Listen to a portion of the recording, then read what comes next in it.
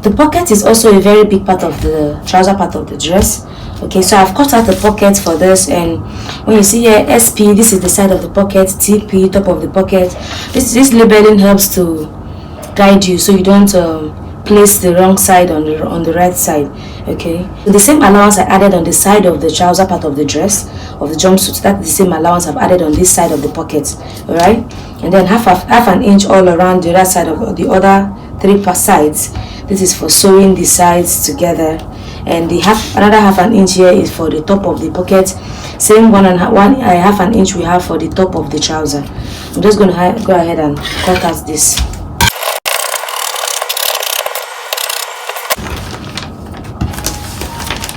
Okay guys, on this episode we are going to be taking out that and the sleeve. Since the sleeve is going to be having an elastic on the down part, I'm going to be sewing hemming the sleeve with half of an inch folded twice, and then I'm going to pass elastic in to gather the sleeve on the edges. Okay, and we're going to go ahead and join.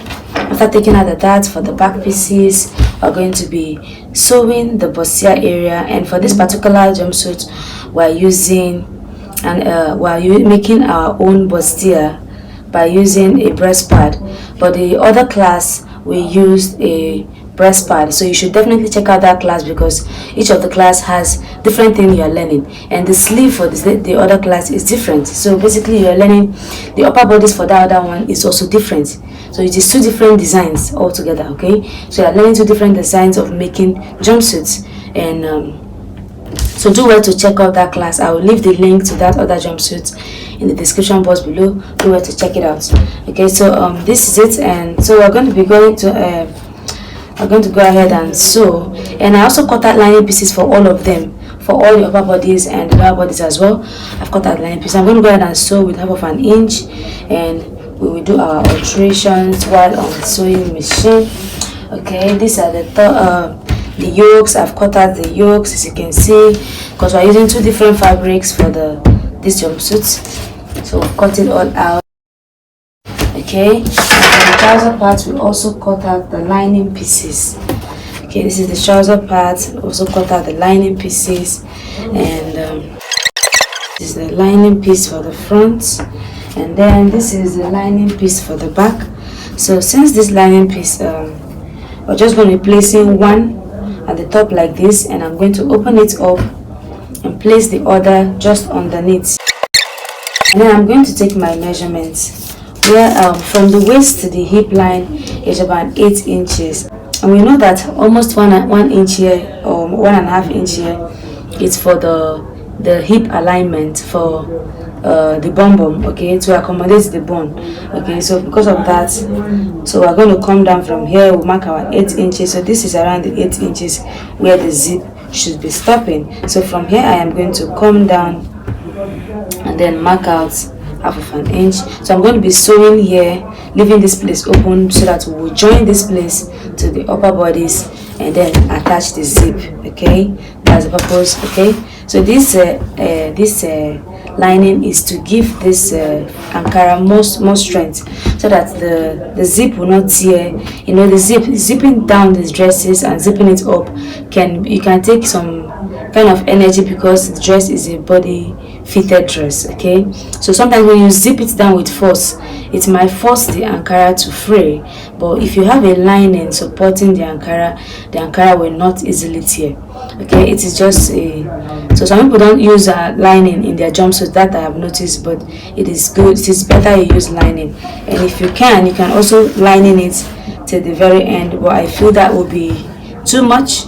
You know, that would be too much unless you are living in a very cold area and you want to really pad your dress to give it, you know, so that you don't to keep the cold out. Alright, so I'm going to go straight to the sewing machine now and start sewing. To start joining the patterns together, I am going to start with the sleeve, and the sleeve is going to be having an elastic band at the wrist area, and so I'm going to be folding this sleeve 0.75 inch folded twice, so that it will be easy for me to pass the elastic, the half inch elastic through it. Okay, make sure to include this folding in the length when you are cutting the pattern, when you are cutting out the transparent pattern fabric for the sleeve, okay, so that you have the fullness that you want for the sleeve. So I'm done with this first one, and I'm going to be doing the second one off camera to save time. So let's go ahead and start joining the pieces for the bustier. And for this bustier, I'm going to be starting with bodice. Half of an inch. I'm going to be doing it with half of an inch because that is the allowance I added when I was transferring the pattern. So I'm going to go ahead and sew with half of an inch all the way for both sides. I will repeat the same process for the lining pieces, okay, because it's all the same thing. Repeat the same process for the lining pieces, and after sewing and joining them together, I'm going to make notches. I'm going to make notches that will enable me to be able to iron it very, very well. Because when you iron it after notching it, you have to open the seam lines and iron. So these notches are very close to the seam line. This will make the ironing very easy, and when you open the seam line and iron it, it will relax properly. That is the purpose of it. I'm going to show us the finished outcome. If you want to see the video on how I iron this bustiers, you can check the video in the description box. I will leave a link to another video I dropped on this channel where I showed the whole video of how I iron the bustier opening the seam line, okay. The link is going to be in the description box. I'm going to go ahead and complete joining the rest. Now I'm taking out the darts for the upper bodies, for the back, the back upper bodies. I'm sewing these darts the lining piece differently, and the main fabric, that's the entire fabric, inside the dress clean and make it more sane, so it doesn't look too scattered and too scattered inside. Even though you're going to be using a washing machine to keep it clean, to leave the inside so that you look neat, you also have to try to make it neat on your own when you are sewing, okay. Alright, so now I want to also show us a way that you can match the darts for both the upper bodies and the lower bodies. Okay, so what I do is place the upper bodies on top of the lower bodies so that it will match. That way, when you join the upper bodies and the lower bodies, the dart lines will just match. It will give you a straight line. Okay, so that's what I'm going to be doing when I want to attach the lower bodies to the upper bodies. Okay, so let me first of all show us how I do that. So for the back piece, I am joining the back piece, the trouser part. I just measured 8 inches downwards. That's where my zip will stop, and then I'm sewing the part where I won't be putting zip. And then this is the front lower body. I'm just sewing with half of an inch all the way. Now to take out the darts for this lower bodies, like I explained, this is what I'm going to be doing. I'm going to open it up like so, and then I'm going to be placing the upper bodies that I've already taken out the darts on it. First, I'm going to mark out the middle of the upper bodies and match it with the seam line of the lower bodies. Okay, the seam line of the trouser part, I'm going to match the middle of the upper bodies to the seam line of this trouser part. Okay, and then I am going to from there match the dart line and mark out where the dart is on the trouser part. You do this before you attach the pocket. It's very, very important that you do your darts before you start sewing the pockets. Okay, so I've matched the upper bodies. Is the space after taking that is 6.5, so I folded it in half to get where the middle part is. Now that I've gotten the middle part, what I'm going to do is mark it. Okay, use the chalk to mark it, and then match that middle to the seam line that I use in joining the two front pieces of the trouser. I've matched it to the seam line. Now from there I'm tracing out where the dart line will be, exactly where it will be on the trouser pattern. So I've marked out the dart line where that is where it is going to be. That's exactly where I want the dart to stop, so that when I join the upper bodies to the lower bodies, the dart line will align. Okay, so now I'm going to go ahead and start taking out the darts for all the lower bodies. So this same technique, I'm going to be using it for the back pieces as well. After taking out the darts, make sure to iron the dart lines very neatly before you attach the upper bodies, so that there will be no folding of any kind. Okay, so now that I am done sewing the darts for the lower bodies, it's time to attach the pockets. And to attach the pockets, I am going to be placing the pockets on each side of the front piece. Okay, this is the pocket, that's the top of the pocket, and this is the side of the pocket. So I'm going to be placing it on each side of the trouser pattern. Okay, so there are two pieces for each pocket, obviously. So the piece that I'm not using immediately, the one that's going to be under, that's the one we can call the pocket cover. I am going to be marking out R for right for the one on the right, and L for left for the one on the left. Okay, all right, so now I'm going to go ahead and start sewing. Now, to attach this pocket, what I am doing is I'm going to take my tape rule. On the top part of the trouser, I am going to be marking in 2 inches or 1.8. so in this case I actually used 1.8. I matched 1.8 and I'll mark it, and then I'm going to come down and measure down 8 inches, and then from that 8 inches I am going to go in by 1.5 on the down part, exactly at the 8 inches, 1.5, and then I'll make a small curve with my hand. So I'm going to sew directly from the top and just follow the curve that I've made. I will trim out the excesses just a little bit, and then I'll make notches around the curved area, then turn open the pocket and stitch in the pocket cover on the pocket bag. Okay, now that I'm done with that, I'm going to be placing the pocket cover on top of it, and then I will sew the sides.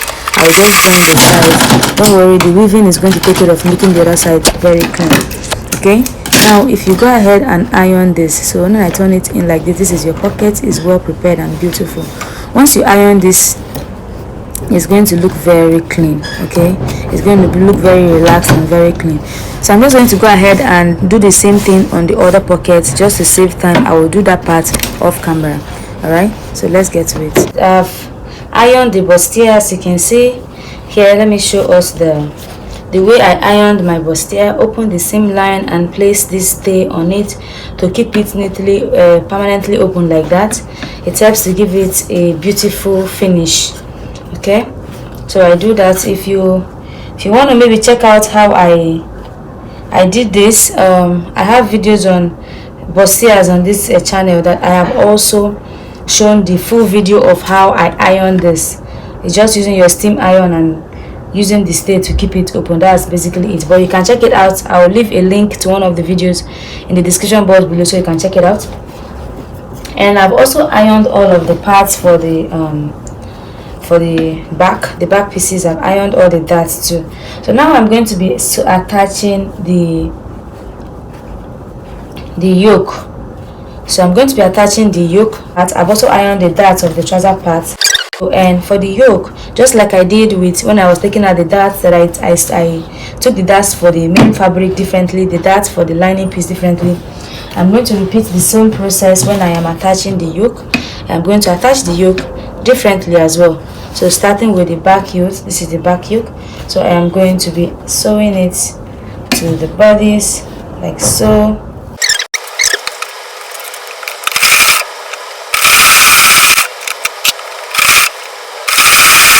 So I'm going to iron this place as well. I will repeat the same thing for the lining pieces, and then also I'm going to be doing the same thing for this other one, for the upper bodies, the front yoke. Now for this front one, this is the middle. I'm going to join it, and for this front one, because of the darts we took out from here, this one is going to be longer. It's going to be longer than the bodies by 1 inch. That 1 inch we took out from this dart, so it will not affect your dress. All you have to do is when you are sewing,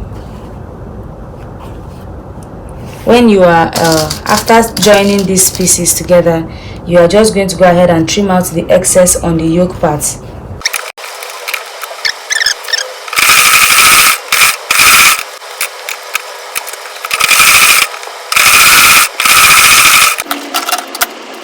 Okay, so now that I've attached it, you can see the excess I'm talking about. So all you have to do is just take you can use your curved rule to place it. My curved rule is not within reach, so just take your marker and just connect it to the shoulder line and just cut it out. I'm going to match both of them and cut it out so that it will be exactly the same thing when I cut it out. I have attached all of them and ironed them, so I had to leave this part so that I can cut them on the camera so that you will see what I'm talking about. So I'm just going to go ahead and trim out this excess. Okay, That's it. And that's why you have to add sewing joining allowance when you are transferring to fabric. Okay, so this is it. So I have ironed all of them. Now I am going to start doing the facing. I am going to start facing them. This one too, let's cut out the excess of this one. So for the facing, I'm just going to place this one on it, the wrong side of the lining piece, like so that the wrong side of the lining piece will cover the wrong side of the Ankara piece. Okay,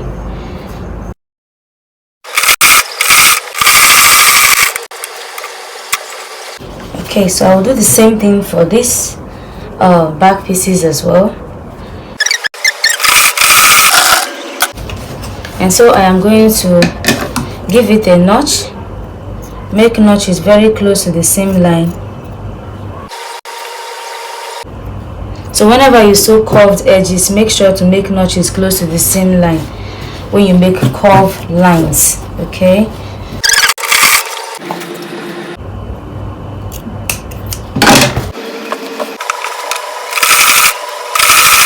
now I'm going to open it up and top stitch it.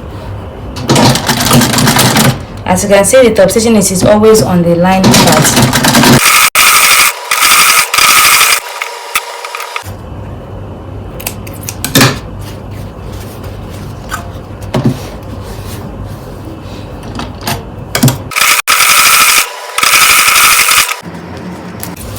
Okay, so another trick, you can also add your hemming gum. You can also add hemming gum around the neckline when you are sewing it. Okay, this is so that when you are ironing it, it will relax properly. Okay, this is your hemming gum. You can add it as you are sewing the neckline. If you have watched the first jumpsuit class, you will see that I added this thing. I added the hemming gum on the neckline. Like I said, the two classes have different things that you have to learn, so go ahead and watch those videos as well. Okay, but this one I'm going to manually put the put the hemming gum when I'm ironing it, which will give us the same effect. Okay, so now that we've done this part, I am going to go ahead and attach the upper bodies to the lower bodies.